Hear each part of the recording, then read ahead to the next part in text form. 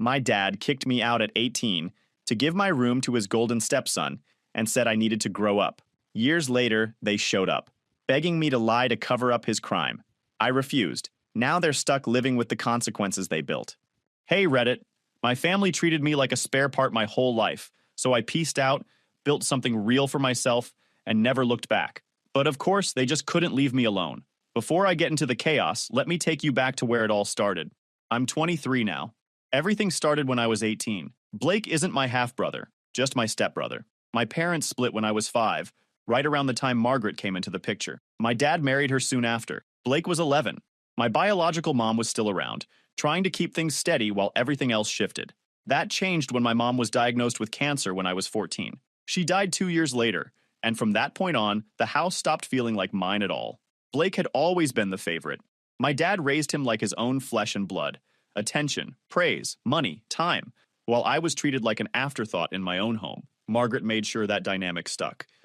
She wasn't overtly cruel. She just quietly positioned everything as tough love or teaching me responsibility, while Blake coasted on being the golden child. My mom tried to counterbalance it, but she was fighting cancer and holding the family together at the same time. She'd tell me in private that I was stronger than I realized, that one day I'd understand why she said that.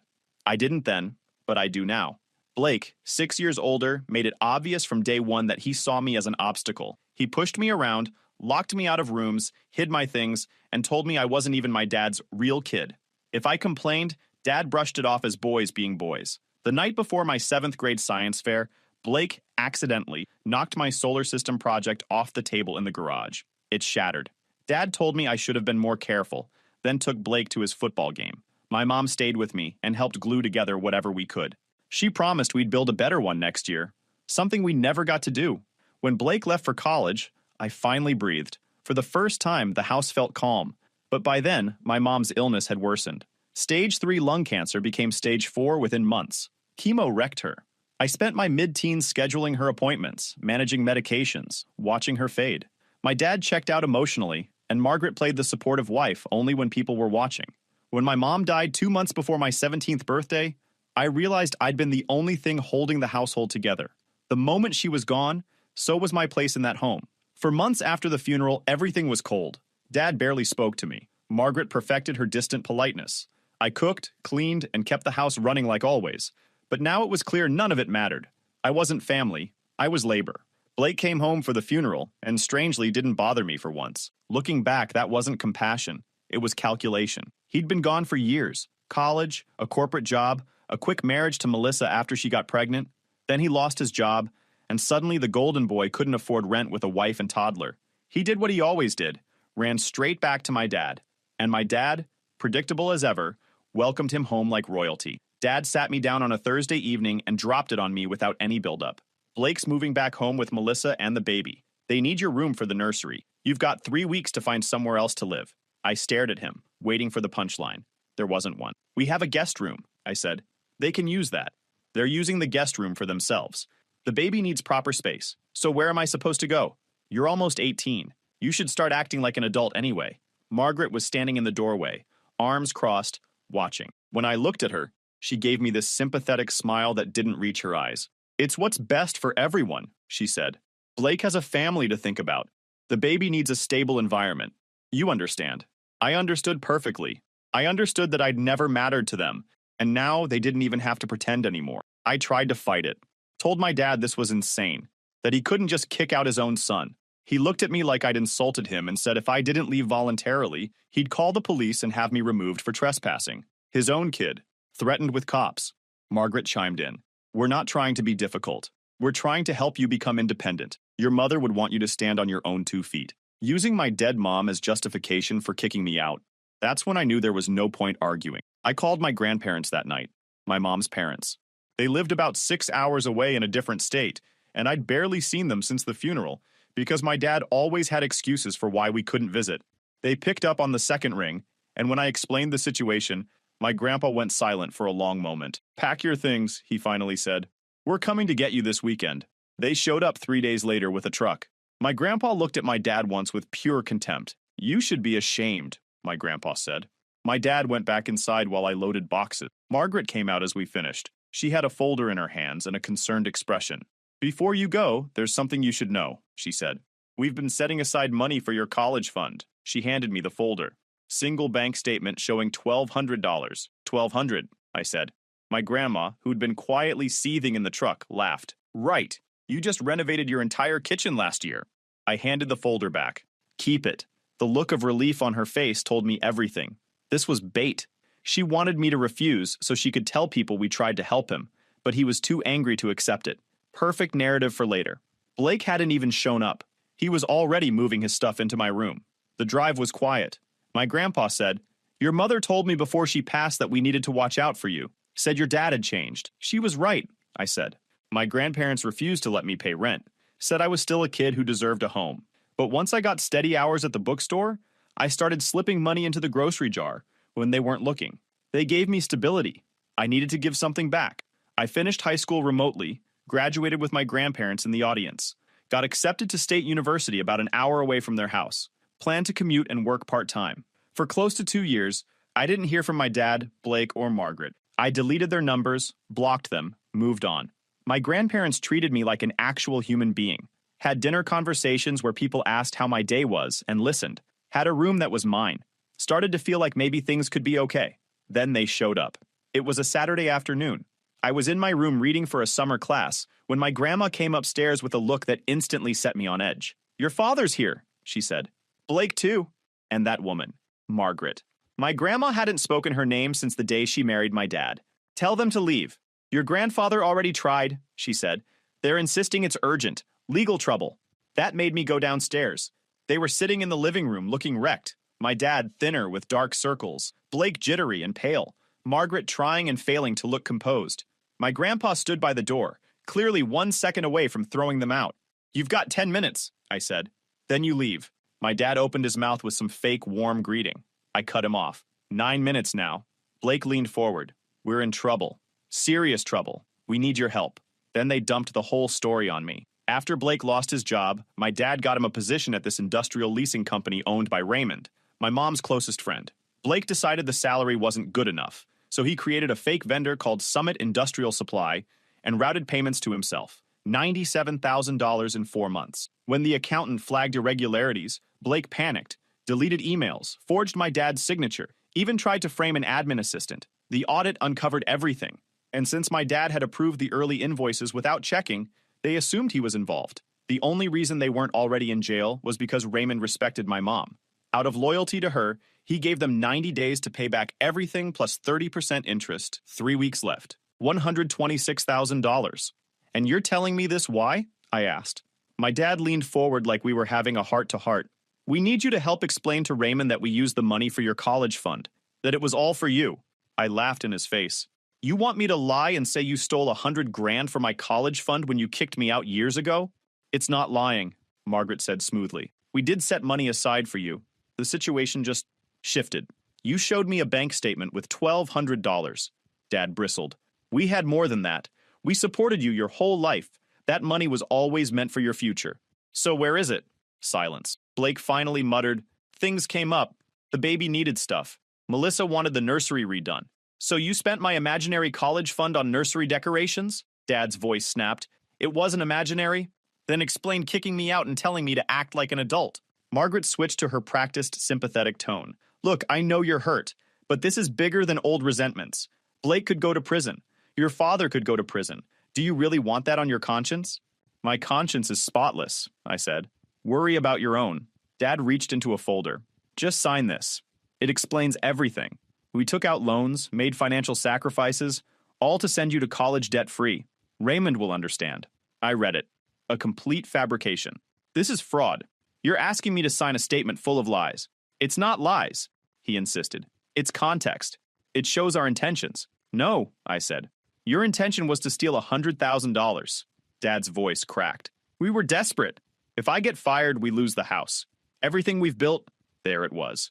"The real reason, not family, reputation." "Then you should have made better choices." Blake lurched to his feet, face red. For a second, I thought he might actually swing at me. My grandpa shifted, ready. Blake sat back down. "You owe us this," Blake spat. "We raised you, fed you, gave you a place to live. And now you turn your back? You made my life miserable," I said. destroyed my things, spread rumors about me, made sure I had no friends, and when I finally escaped, you took my room before I'd even moved out. We were never family. Margaret stood up. Your mother would want... I snapped. Don't! Don't you dare use my mom to justify this. She fought cancer while all of you made things harder, and now you want to drag her into your scam? Get out.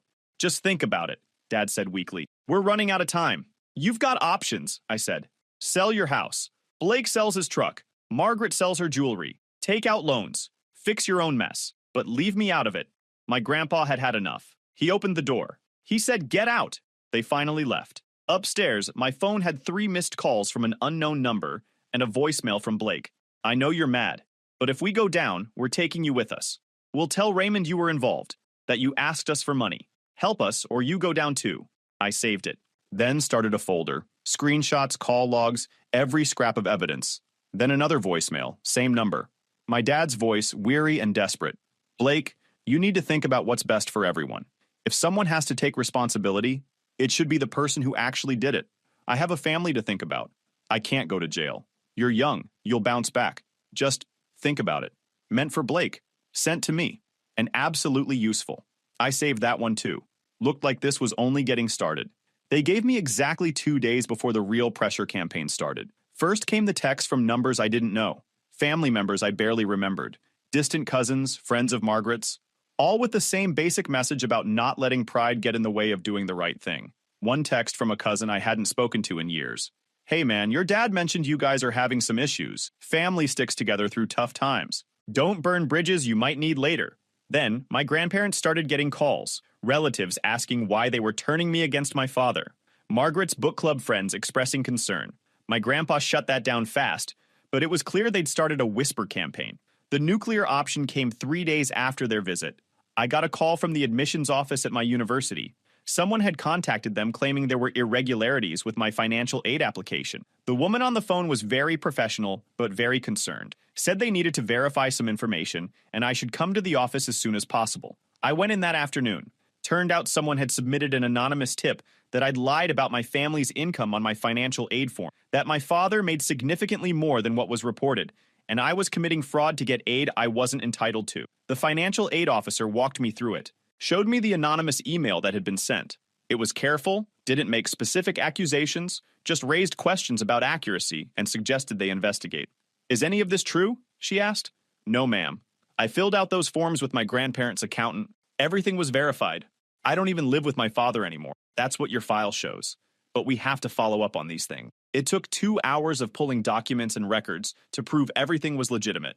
The officer was apologetic, said it was probably nothing, but they had to be thorough. I knew exactly who'd sent that email. Then came the call from my part-time job at a local bookstore. Manager said someone had called claiming to be my father, expressed concern that I might be using controlled substances and stealing to support a habit, said I'd been struggling since my mother died, and they wanted to give her a heads up.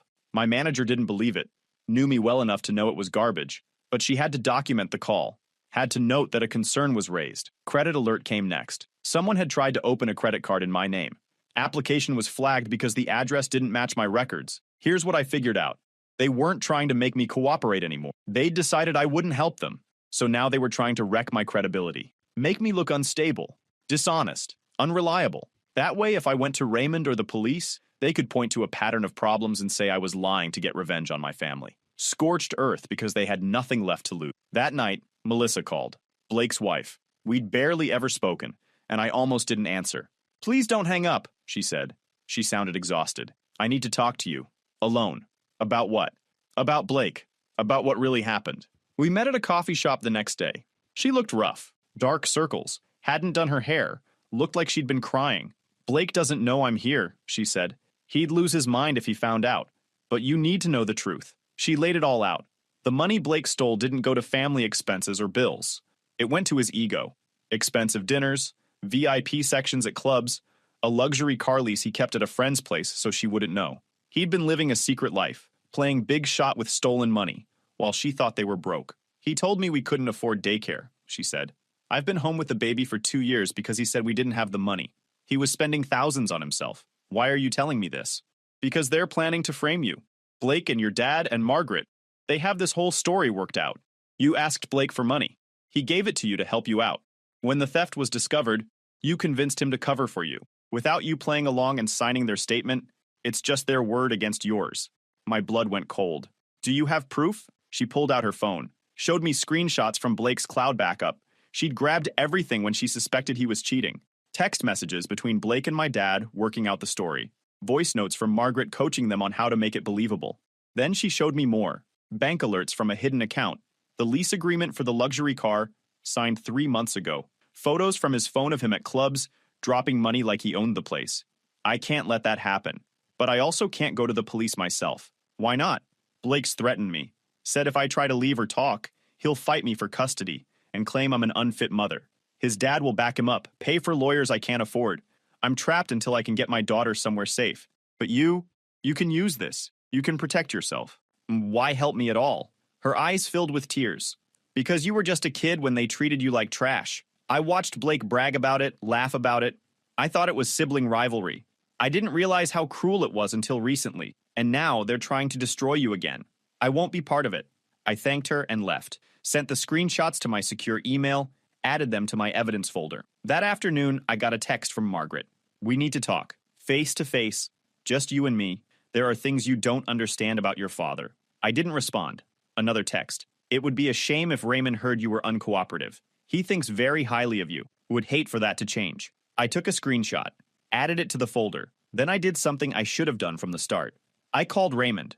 Raymond agreed to meet me at his office on Monday morning. I'd known him my whole life as Uncle Ray, this friendly guy who'd show up at our house for holidays and always brought me books about space and dinosaurs. He'd been at my mom's funeral and told me if I ever needed anything to call him. I'd never taken him up on it, until now. His office was in this industrial complex on the edge of town. Big warehouse buildings, equipment yards, the whole operation. He met me in the lobby himself, gave me a hug that actually felt genuine. You look like your mom, he said. She'd be proud of you. We went to his office and I laid it all out. Showed him the voicemail from Blake threatening to frame me, the screenshots from Melissa about their plan to blame everything on me, the text from Margaret implying he'd believe them over me, the attempt to sabotage my financial aid. Raymond listened to everything without interrupting. When I finished, he sat back in his chair and rubbed his face. Your mom warned me about your father, he said. Before she died, she made me promise to look out for you because she knew what would happen when she was gone. She knew? She knew your father resented you. Never said why, but she knew. And she knew Margaret was poison. Made me swear that if you ever needed help, I'd be there. He pulled out a file from his desk. This is the case against your father and Blake. Want to see what they actually did? The file was thick. Invoices, bank transfers, email chains. Blake had created a fake vendor called Summit Industrial Supply. Generated fake invoices for equipment rentals that never happened. My dad signed off on the first few without checking. Once the pattern was established, Blake started forging my dad's signature. The money went to a business account under the fake company name, then transferred to a personal account, then withdrawn as cash or used for purchases. $97,000 over 4 months. When my accountant started asking questions, Blake deleted emails, tried to alter records in our system.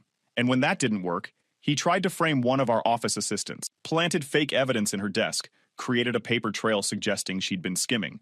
Did it work? For about 2 days. Then she came to me in tears, and I looked into it myself. Found Blake's digital footprint all over the frame job. That's when I knew this wasn't just theft. It was calculated, cruel, and willing to destroy innocent people to cover itself. What about my dad? Your father signed off on invoices without verifying them. That's negligence. But when I confronted him, he didn't admit fault or cooperate. He tried to claim the invoices were forged, that Blake acted alone. Then, he came to me privately and asked me to drop the audit. Said it would look bad for the company, that we should handle it quietly. That's when he crossed from incompetent to complicit. Raymond pulled up something on his computer. I pulled security footage. Your father and Blake met in the parking lot 3 times after my accountant started asking questions. They knew. They were coordinating. Raymond leaned forward. I offered them a chance to make this right. Return every penny plus interest, resign quietly, no charges filed. All they had to do was own up to it and fix it. What did they say? They asked for more time. Then they came up with this story about your college fund, wanted me to believe they'd been trying to help you and made poor choices. I told them I'd think about it. Then I did some checking. He pulled out another paper. This is the bank account they showed you, the $1,200 college fund. Want to know when that account was opened? When? 2 days before they kicked you out. They opened it, deposited $1,200, and were planning to use it as proof they'd been supporting you all along. It was a prop. The truth hit hard hearing it confirmed. I'd suspected, but knowing for sure made it real. They tried to use your mom's memory as a shield, Raymond said. Came to me talking about how she'd want me to give them another chance, how she'd want the family to stay together. Your mom would have told them off. What happens now? Now I make a decision. I was trying to honor your mom's memory by giving them a chance to make this right. I didn't want to destroy them because she'd loved your dad once. I was holding back out of respect for her. He leaned back in his chair. But then I saw what they were doing to you. The financial aid sabotage, the fake story, the threats. They're trying to destroy a kid who's done nothing wrong. So what happens now? Now I stop holding back. The 90-day deadline is in 3 weeks. If they don't pay in full, I file charges. But after seeing what they tried to do to you, I'm inclined to skip the waiting and go straight to the police. They're going to use that fake story about me, I said. Try to tell you I was involved. I know. Blake's lawyer visited yesterday. They're preparing to claim you extorted money from Blake, that he was trying to help you. They're setting you up as the fall guy. Can they do that? They can try. Won't work, but they can try. Problem is, false accusations like that can still cause you trouble even if you're cleared. So what do? Raymond smiled. You let me handle it. Your mom made me promise to protect you. I'm keeping that promise. He picked up his phone and made a call right there in front of me. Detective Morrison? Ray here. We need to talk about that fraud case I mentioned. It's escalated. I'm filing a formal complaint and I've got evidence of witness intimidation and attempted blackmail. He talked for 10 minutes, laying out everything. The threats against me. The attempts to frame their office assistant. The coordination between my dad and Blake to cover it up. When he hung up, he looked at me. Detectives will want to talk to you. Bring everything you've got. Every voicemail, every text, every screenshot. This isn't just about the money anymore. The investigation took time. Detectives showed up at my grandparents' house about a week later, and I gave them everything. Blake's threats, the fake story they'd built, Melissa's screenshots, the sabotage attempts on my financial aid. They were professional and thorough, no judgment. Detective Park, one of the investigators, told me, cases like this usually come down to he said, she said. But you've got a paper trail. That makes our job easier. Within 2 weeks, they executed search warrants. They seized my dad's computer, Blake's phone, company documents, everything. Digital forensics pulled up deleted emails Blake thought he'd gotten rid of, full text chains, forged signatures. All of it pointed straight to him. Blake panicked first. He immediately tried to flip on my dad, claiming my father forced him into the whole scheme and he'd just been following orders. He played the victim hard. Didn't work. Every trace of planning and execution led back to him. My dad tried a different angle, claimed Blake forged his signatures, that he'd been completely unaware of the fraud. But detectives had the parking lot footage of them meeting after the internal audit started, plus messages showing they were coordinating. He was done too. Margaret held out the longest. She played the shocked, betrayed wife, swearing she had no idea what they'd been doing. That lasted about a week before detectives found her texts coaching Blake on how to frame me and telling him which details would sound believable. Then they found messages she'd sent to the admin assistant Blake originally tried to frame, telling her it would be better for everyone if she stayed quiet, offering her money to sign a statement, and hinting that making waves could ruin her career in a small town. The assistant had saved everything. The community response was brutal. My dad and Margaret had spent years crafting the perfect family image. Photos, events, charity boards. Overnight, it collapsed. Margaret's name vanished from fundraisers. Social media people pretended they'd never known her. One afternoon at Raymond's office, his assistant mentioned she'd run into Margaret at the grocery store. Said Margaret looked terrified, head down, rushing out like she expected someone to spit on her. Her empire of appearances was gone. Blake's wife filed for divorce and immediately moved back to the city with their daughter. She filed for full custody, and Blake didn't even contest it. The company released a short statement confirming fraud had been uncovered and that the employees involved had been terminated. No names needed. Everyone knew. My dad resigned. Blake was already fired. 3 months after the investigation began, the DA officially charged them. My dad. Conspiracy to commit fraud, filing false documents, witness intimidation. Blake. Fraud, forgery, identity theft, attempted destruction of evidence. Margaret. Witness intimidation and conspiracy. They all hired expensive lawyers and tried to fight it, but the evidence was overwhelming. Eventually, they were pushed into plea deal. Blake got 36 months, with possible parole after 24 if he cooperated. My dad got 24 months. Margaret, who fought the longest, finally accepted 12 months plus probation. All three were ordered to pay full restitution, $126,000, split between them. The court put liens on their house, Blake's truck, and basically everything they owned. Sentencing came 5 months later. The courtroom was almost empty. Their friends didn't bother to show up. I sat in the back with my grandparents. Blake went first. He tried to blame everyone but himself. The judge wasn't impressed. She gave him the full 36 months and made it clear parole wasn't guaranteed. My dad's hearing was rough. He tried a speech about mistakes and learning from them. The judge cut him off. "You didn't make mistakes," she said. "You tried to harm your own son to cover your crimes. That's a choice. 24 months. Margaret cried through hers. The judge remained unmoved. "You had multiple opportunities to stop this," she said. "Instead, you helped orchestrate a plan to frame an innocent young man and intimidate witnesses. 12 months. They were taken into custody immediately. Walking out of the courtroom afterward, I didn't feel triumphant or relieved, just quiet. It scared me for a moment until I realized it wasn't numbness. It was peace." My grandpa put a hand on my shoulder. "You okay?" "Yeah," I said. "I think so." Raymond was waiting in the hallway. He hugged me and handed me an envelope. "What's this?" "Job offer," he said. "Your mom made me promise to help you if you ever needed it. We've got an internship, 20 hours during school, full-time in the summer. Property acquisition analysis. Pays well. Looks great on a resume. You don't have to do this." "I know. I want to. And your mom would have wanted me to." I accepted. 2 weeks later, I started. Turns out I was good at it. Research, analysis, tracking property histories. It clicked. That fall semester, I kept my grades up, made new friends, and built a life that finally felt like mine. Blake got out after 28 months on good behavior. I heard he moved to another state where no one knew him. Fine by me. My dad served the full 24 months. Margaret got out after 8 for good behavior. I didn't visit, didn't write, didn't acknowledge their existence. Then, 14 months after Margaret got out, they showed up at my grandparents' house again. It was a cold Saturday in November. I was home for Thanksgiving break, sitting at the kitchen table working on a research paper for my econ class. My grandma was making pie crust. Normal afternoon. Then, the doorbell rang. My grandpa answered it. I heard his voice go hard. "You need to leave. Please, just 5 minutes." My dad's voice. Older, rougher. I went to the door. My grandpa tried to wave me back, but I shook my head. Might as well get this over with. They looked rough. My dad had aged a decade. Hair mostly gray now, face thinner, shoulders slumped like the weight of everything had finally broken him. Margaret looked exhausted. No makeup, none of the polish she used to have. Blake was with them, standing back like he wanted to be anywhere else. "You've got 5 minutes," I said. "Talk." My dad started with an apology. Said he'd had a lot of time to think in prison. Realized how badly he'd failed me as a father. How he'd let his resentment turn him into someone his wife wouldn't recognize. "Your mother would be ashamed of me," he said. "I'm ashamed of me." "Okay. That's it? Okay? What do you want me to say? You spent 18 years making me feel worthless. Then you kicked me out. Then you tried to frame me for a crime I didn't commit. You threatened my education, my future, my family. Now you've served your time and you want forgiveness? I want a chance to make it right." "There is no making it right." Margaret spoke up, and her voice didn't have that controlled tone anymore, just sounded tired. "I know I can't undo what I did," she said.